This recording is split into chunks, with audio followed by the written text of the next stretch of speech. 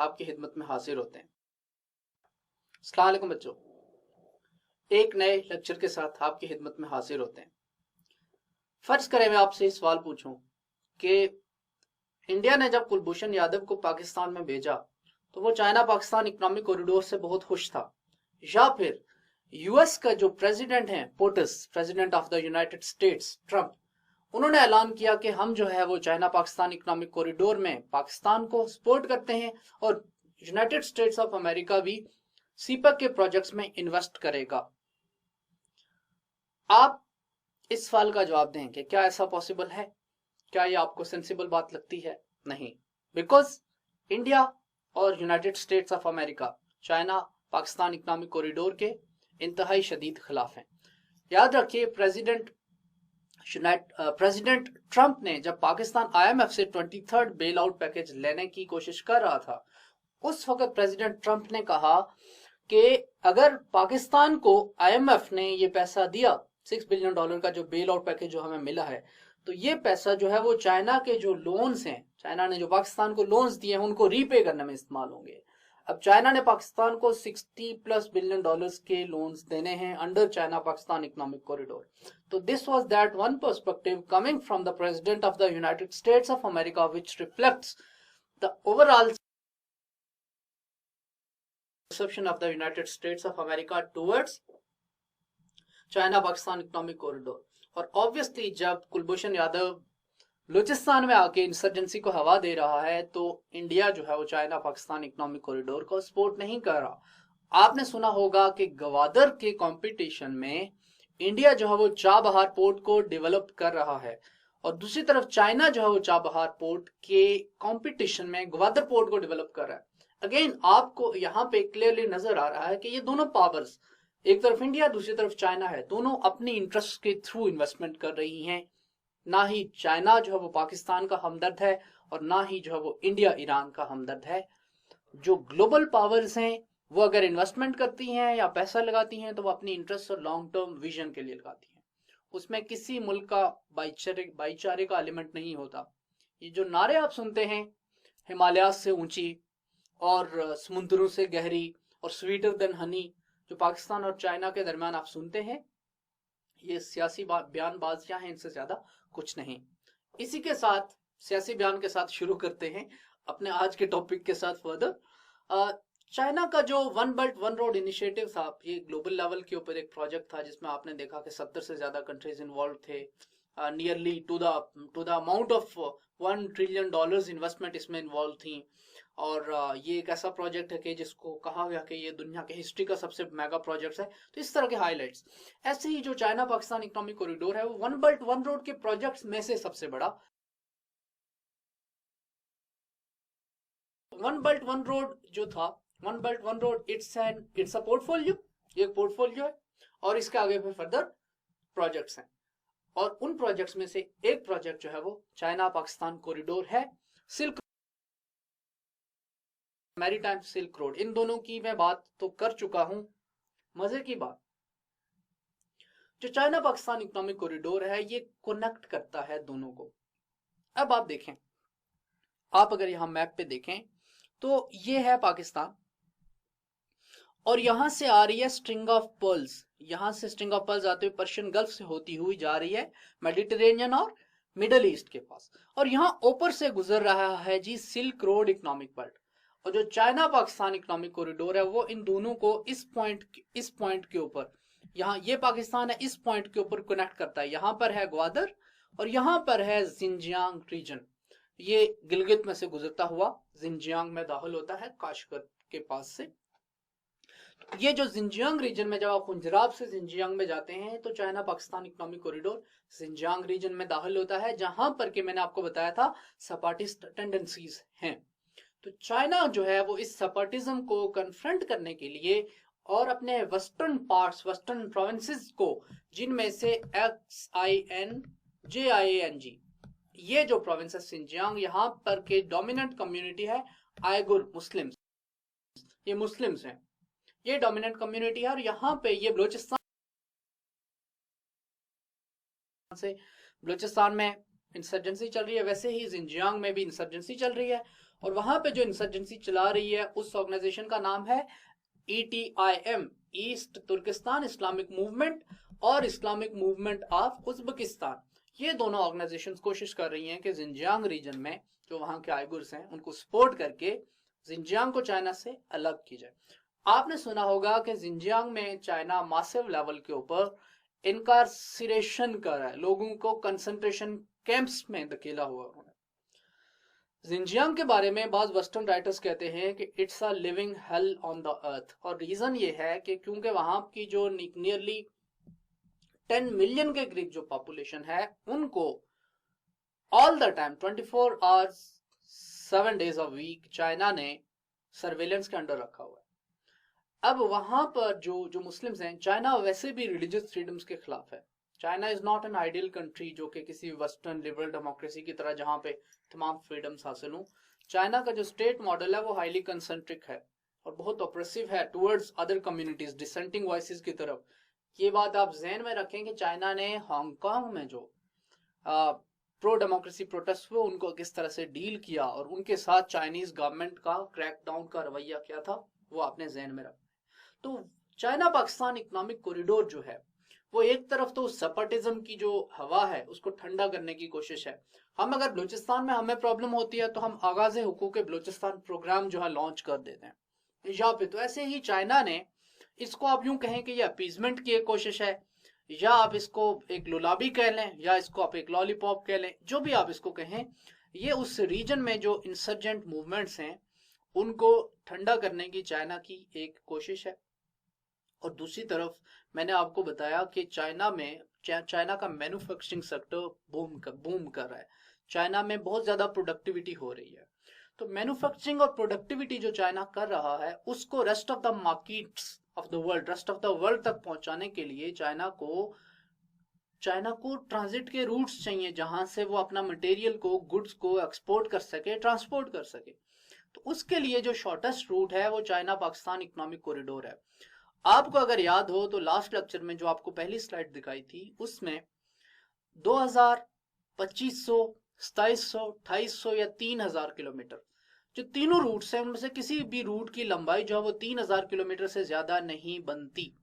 जबकि अगर चाइना जो है वो जिनजियांग में से मिसाल के तौर पे चाइना पाकिस्तान इकोनॉमिक कॉरिडोर को आप हटा दें और आपने जिनजियांग में से एक गुड को ट्रांसपोर्ट करना है, फॉर इंस्टेंस आपने ग्वादर में ही ट्रांसपोर्ट करना है, और चाइना पाकिस्तान इकोनॉमिक कॉरिडोर के थ्रू पाकिस्तान में से आपके पास लैंड का नेटवर्क या पाकिस्तान में से आपके पास रोड का नेटवर्क नहीं है जिसके थ्रू आप सामान बेच सकें, तो आपको ऐसा करना पड़ेगा कि आपको ऑल द वे चाइना में से, मेनलैंड चाइना में से उस गुड को ट्रांसपोर्ट करना पड़ेगा।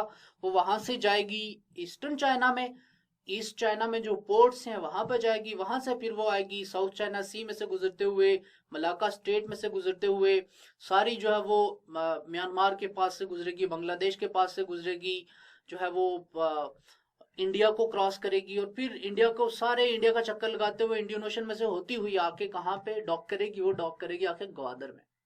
अब आपके लिए समझने की बात यह कि इसमें 12,000 किलोमीटर का सफर उसको तय करना पड़ेगा, जो कि अगर आप सीपैक बनाते हैं तो आपको सीपैक के थ्रू आप अगर कनेक्टिविटी देख लें तो 2500 या 2700 या 3000 किलोमीटर का जो सफर आपको पड़ता है वो चाइना अगर अपना लैंड रूट ले तो उसको वही रास्ता पड़ता है 12,000 या 13,000 किलोमीटर का। अब इसमें जो है वो चाइना की huge cost involvement, transportation cost जब आप इतनी कम कर देते हैं तो फिर आपकी गुड की जो ओवरऑल उसकी जो यूनिट कॉस्ट है वो कम पड़ती है। यूनिट कॉस्ट कम पड़ती है तो आप अपने कंपेटिटर्स के खिलाफ एक फ्री मार्केट में आप ज्यादा जो है वो हायर एंड के ऊपर होते हैं कि आप कम प्रॉफिट, आप हायर प्रॉफिट मार्जिन के साथ अपनी उसी गुड को बेच सकते हैं। तो ये वो इकोनॉमिक एंगल है जिसकी वजह से चाइना ये जो रोडवेज का नेटवर्क है, रेलवेज का आपने देखा कि नेटवर्क है, या एनर्जी के प्रोजेक्ट्स हैं, या स्पेशल इकोनॉमिक जोन है, उनको बना रहा है।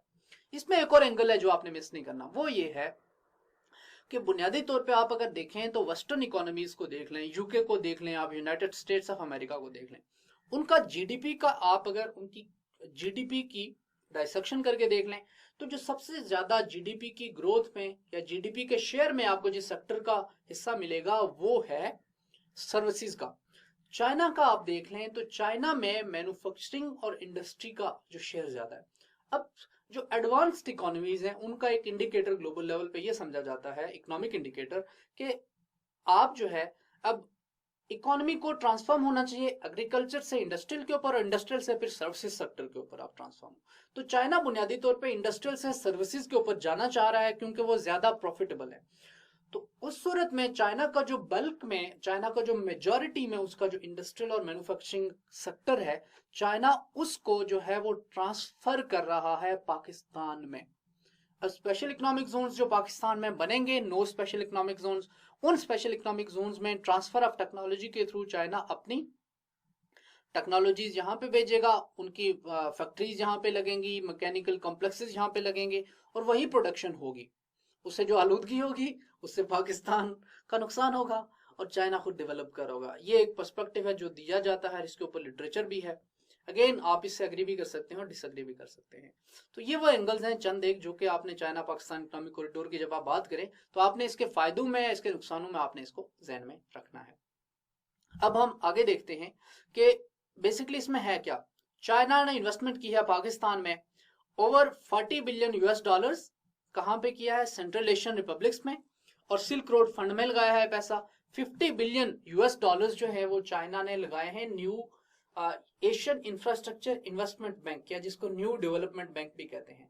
अगेन मैंने आपसे कहा एक तरफ ग्लोबल पावर कंपटीशन है, जो वेस्टर्न मॉडल है जिसमें यूएसए डोमिनेट कर रहा है, वहां पे है आईएमएफ और वर्ल्ड बैंक। और दूसरी तरफ आपको यहाँ पे देखें चाइना जो हेजिमन, जो नया हेजिमन उभर रहा है, उसने नया इकोनॉमिक मॉडल भी देना है। तो इन्होंने अपना नया बैंक खड़ा कर दिया, एशियन इंफ्रास्ट्रक्चर इन्वेस्टमेंट बैंक, जिसमें 50 बिलियन यूएस डॉलर्स की इन्वेस्टमेंट चाइना ने की है। अब ये AIIB वगैरह ये जो बैंक है वही पैसा देता है, लोन्स वगैरह देता है सीपैक जैसे प्रोजेक्ट्स के लिए या BRI के प्रोजेक्ट्स के लिए। यूएस 10 बिलियन डॉलर्स जो है BRICS led New Development Bank को। अब ब्रिक्स ने 5 कंट्रीज हैं, ब्राजील है, रशिया है, इंडिया है, चाइना है और साउथ अफ्रीका है। ब्रिक्स, इन 5 ने मिलकर एक नया ब्लॉक बना लिया है, ये इकोनॉमिक और ट्रेड ब्लॉक है। और इन्होंने एक नया बैंक भी बनाया जिसका नाम है new Development bank. New Development bank में 10 बिलियन डॉलर की इन्वेस्टमेंट की किसने? चाइना ने। अब यहां पे देखें आप सीपैक का, चाइना के जो प्लान्ड इकोनॉमिक कॉरिडोर्स हैं उनमें से आपको नॉर्दर्न कॉरिडोर नजर आ रहा है, सेंट्रल कॉरिडोर नजर आ रहा है, साउदर्न कॉरिडोर नजर आ रहा है। अब आप देखें तो ये जो साउदर्न कॉरिडोर है उसका जो मोस्ट इंपॉर्टेंट एलिमेंट है वो क्या है? वो है जी चाइना पाकिस्तान इकोनॉमिक कॉरिडोर। तो आपको ये भी बात डिफरेंस पता होना चाहिए कि China Pakistan economic corridor is a part of the southern corridor of belt and road initiative. तो ये चाइना के प्लान्ड कॉरिडोर्स हैं। कितने मटेरियलाइज होते हैं कितने नहीं, इट्स ओपन टू डिबेट। 15 साल का डेवलपमेंट प्रोजेक्ट जो है ना, ये है 2015 से लेकर 30 तक। इसमें ग्वादर पोर्ट के थ्रू चाइना के नॉर्थ वेस्टर्न रीजन को इंडियन ओशन के साथ, जिंजियांग के साथ कनेक्ट करना है थ्रू हाईवेज, रेलवेज वगैरह। एनर्जी कोऑपरेशन के ऊपर MOU साइन किए, पाकिस्तान ने 50 से ज्यादा MOU साइन किए हैं। मीटिंग हुई 2011 में, 2012 में भी प्रोग्रेस हुई। The group was absorbed in the framework of CPEC in 2013। तो 2010 से ऑनवर्ड ये चीजें शुरू हो गई। थर्ड मीटिंग हुई 2014 में। शी जिनपिंग का ये प्रोजेक्ट है उसने इन्विजाज किया 2013 में। Idea was floated in Pakistan during visit of China's prime minister Li Keqiang in 2013। तो बुनियादी तौर पे 2010-11 से इसकी बेड रॉक के, इसकी फाउंडेशन उन्होंने रखनी शुरू कर दी थी। 2014 में पाकिस्तान के प्रेसिडेंट ममनून हुसैन ने चाइना को विजिट किया और इकोनॉमिक कॉरिडोर के ऊपर प्रोग्रेस हुई। PM शरीफ ने 2013 में चाइना पाकिस्तान इकोनॉमिक कॉरिडोर की कंस्ट्रक्शन को रीआइटरेट किया। फिर अप्रैल 2015 में ये प्रोजेक्ट स्टार्ट होता है। Historic month for Sino Pakistan relations when Chinese president Xi and prime minister Sharif signed an agreement worth. तो इनिशियली इसका जो वॉल्यूम था वो 46 बिलियन डॉलर था, बाद में इसको रिवाइज करके 62 बिलियन डॉलर कर दिया गया। अभी जब PTI की गवर्नमेंट आई है तो कुछ प्रोजेक्ट्स को इन लोगों ने रिवाइज किया है, रीनेगोशिएट भी किया है। अब्दुल रज़ाक दाऊद ने आते साथ ही इकोनॉमिक मिनिस्टर, हमारे फाइनेंस मिनिस्टर जो है, उन्होंने आते साथ ही कहा कि adviser to prime minister on finance, उन्होंने आते साथ ही कहा कि पाकिस्तान जो है वो चाइना के साथ अपने जो चाइना पाकिस्तान इकोनॉमिक कॉरिडोर के जो तमाम प्रोजेक्ट्स हैं उनको रीनेगोशिएट करेगा। अब आपको याद हो कि जब पीएम हान की गवर्नमेंट आई तो उस वक्त पाकिस्तान इकोनॉमिक क्राइसिस का शिकार था, अभी भी है, इकोनॉमिक क्राइसिस का शिकार ही है। तो आईएमएफ से लोन लेने की बात जो चल रही थी, तो उसी बैकड्रॉप में आईएमएफ की एक कंडीशन ये थी कि पाकिस्तान जो है, चाइना पाकिस्तान इकोनॉमिक कॉरिडोर के जितने भी प्रोजेक्ट्स हैं उनके जो एमओयूज इन्होंने साइन किए और जिन टर्म्स और कंडीशंस के ऊपर साइन किए हैं वो हमें दिखाएं, उन प्रोजेक्ट्स को ट्रांसपेरेंट बनाएं। क्योंकि एक बात ये भी चल रही थी मीडिया में कि ये जो प्रोजेक्ट्स हैं, जो चाइना पाकिस्तान इकोनॉमिक कॉरिडोर का लॉन्ग टर्म इसका जो प्रोजेक्ट है वो ट्रांसपेरेंट नहीं है और इसमें बहुत सारी बातें ऐसी की गई हैं जो कि पाकिस्तान की सॉवरेनिटी को वायलेट करेंगी। तो इस तरह की बातें चल रही थी। तो आईएमएफ की कंडीशन ये थी कि पाकिस्तान जो है वो इस प्रोजेक्ट के ऊपर ओपन और ट्रांसपेरेंट हो, तमाम कंडीशन हमें बताए, तब हम जो है वो ये पाकिस्तान को बेल आउट करके सैंक्शन करेंगे। तो ये जो बयान था उसके बाद कुछ प्रोजेक्ट्स पाकिस्तान ने चाइना के साथ रीनेगोशिएट भी किए। इस दौरान हमने देखा कि बास प्रोजेक्ट्स के ऊपर, चाइना पाकिस्तान इकोनॉमिक कॉरिडोर के बास प्रोजेक्ट्स के ऊपर प्रोग्रेस बिल्कुल रुक गई। मतलब बास प्रोजेक्ट्स के ऊपर जिन पे काम चल रहा था उन पे जो है वो काम रुक गया। लेकिन फिर जो है वो बाजवा की विजिट, पीएम हान ने भी चाइना का विजिट किया और उसके बाद फिर से जो है वो एक नया रिजॉल्व हमें देखने में नजर आया और पाकिस्तान ने यूएस के प्रेशर को, आईएमएफ के प्रेशर को कंटेन कर लिया कि हम चाइना पाकिस्तान इकोनॉमिक कॉरिडोर के प्रोजेक्ट्स के साथ आगे बढ़ेंगे। अदरवाइज एक टाइम ऐसा लग रहा था कि ये प्रोजेक्ट्स रुक जाएंगे। तो अब हम देखते हैं कि इनिशियली जो जिस तरह से चाइना पाकिस्तान इकोनॉमिक कॉरिडोर को देखा गया था, इन्विजाज किया गया था, उसमें इन्वेस्टमेंट्स क्या थी। अब ये जो पोर्टफोलियो ऑफ इन्वेस्टमेंट्स है ये डिफर किया है। एनर्जी में शुरू में $33 बिलियन थे, लेकिन ये बाद में बढ़ के $36 बिलियन तक की इन्वेस्टमेंट जो है 2018 तक वो एनर्जी के प्रोजेक्ट्स में की गई। रोड में तकरीबन $6 बिलियन की इन्वेस्टमेंट थी। रेल्स में जो है वो $3.69 बिलियन की इन्वेस्टमेंट थी। मास ट्रांजिट इन Lahore, orange line metro train जो है वो इसी का एक प्रोजेक्ट था, इसमें $0.66 बिलियन का ये था। फाइबर ऑप्टिक्स के जो है वो 400 मिलियन के ये भी प्रोजेक्ट था। तो टोटल जो आपको नजर आ रहा है कि $45 बिलियन का आउटले था। बाद में इसका वॉल्यूम बढ़ा के $60+ बिलियन कर दिया गया। अभी एक जो मैंने रिपोर्ट पढ़ी है कि अभी इसका जो वॉल्यूम है वो कहीं 50 से लेकर $60 बिलियन के दरमियान कहीं तक है। डिपेंड करता है कि कौन से प्रोजेक्ट को रीनेगोशिएट किया जाता है। अब आपको नजर आ रहा है कि इसके 3 रूट्स हैं। एक इसका ईस्टर्न रूट है, दूसरा सेंट्रल रूट और तीसरा वेस्टर्न रूट है। लार्जली जब इस प्रोजेक्ट को रीनेगोशिएट किया गया है और क्रिटिसिज्म की वजह से और कुछ इंप्लीमेंटेशन की प्रॉब्लम्स की वजह से, जो सेंट्रल रूट है इसका चाइना पाकिस्तान इकोनॉमिक कॉरिडोर का, इसके बहुत सारे प्रोजेक्ट्स को ड्रॉप कर दिया गया है। तो फंडामेंटली अभी इसके आप कह सकते हैं कि 2 ही इसके जो रूट्स हैं, एक ईस्टर्न रूट और एक वेस्टर्न रूट है। वेस्टर्न रूट इसलिए था क्योंकि बलूचिस्तान की तरफ से क्रिटिसिज्म आ रहा था कि हमें इस डेवलपमेंट की सारी जो एफर्ट है उसमें पीछे छोड़ा जा रहा है। तो उस वो जो प्रेशर था बलूचिस्तान की तरफ से, क्रिटिसिज्म था, उसको सेटिस्फाई करने के लिए इसके 3 रूट्स रखे गए थे। अदरवाइज ये बात आप जहन में रखें कि बुनियादी तौर पे जब ये प्रोजेक्ट कंसीव किया गया उस वक्त सिर्फ एक रूट होना था और वो रूट कौन सा था? Eastern route. लेकिन बाद में पाकिस्तान में इंटर प्रोविंशियल हार्मनी को यकीनी बनाने के लिए इसके एक से ज्यादा रूट्स जो है वो रख दिए गए। अब इसके जो है वो चाइना पाकिस्तान इकोनॉमिक कॉरिडोर की डिफरेंट डायमेंशंस हैं। इन डायमेंशंस के ऊपर ही हम बात आने वाले लेक्चर में करेंगे और देखेंगे कि चाइना पाकिस्तान इकोनॉमिक कॉरिडोर, इसके कौन कौन, इसके अंदर कौन कौन से प्रोजेक्ट्स में क्या क्या शामिल हैं, क्या क्या स्पेसिफिकेशंस हैं, क्या क्या स्पेसिफिसिटीज हैं, कौन कौन सी कॉम्प्लेक्सिटीज हैं। तो तब तक के लिए आपसे इजाजत चाहते हैं। अपना ख्याल रखिएगा। अल्लाह हाफिज।